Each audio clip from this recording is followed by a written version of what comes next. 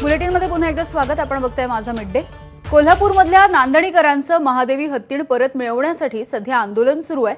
नांदणीकरांच्या याच भावना लक्षात घेऊन वनतारा प्रशासनाने कोल्हापूरमधल्या जिल्हाधिकारी कार्यालयामध्ये नांदणी मठाच्या मठाधिपतींसोबत चर्चा केली.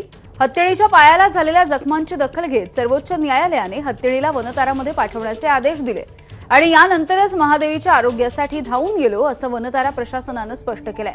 महादेवीचे आरोग्य आणि तिचं कल्याण हाच आपला हेतू राहील अशी ग्वाही सुद्धा वनताराकडून देण्यात आली आहे.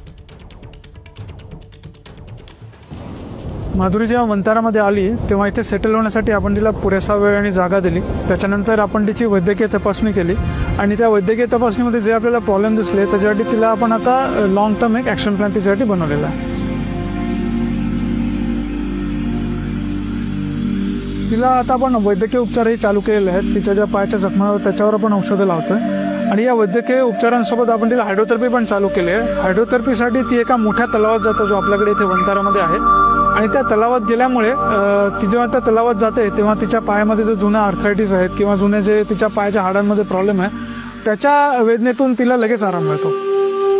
आम्ही माधुरीच्या विशिष्ट पोषण गरजा लक्षात ठेवून एक तिच्यासाठी वैयक्तिक पोषण आहार योजना तयार केली आहे जे की तिचं आरोग्य सुधारण्यास मदत करेल.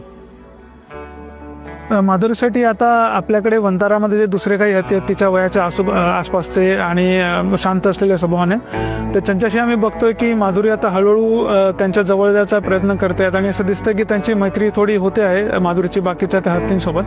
आणि आम्हालाही लवकर तिचं हेच करून द्यायचं आहे की याच्यामुळे तिचं मानसिक स्वास्थ्य चांगलं होईल आणि ती इथे आपली स्वतःची फॅमिली आणि स्वतःचा एक कळप बनवू शकेल.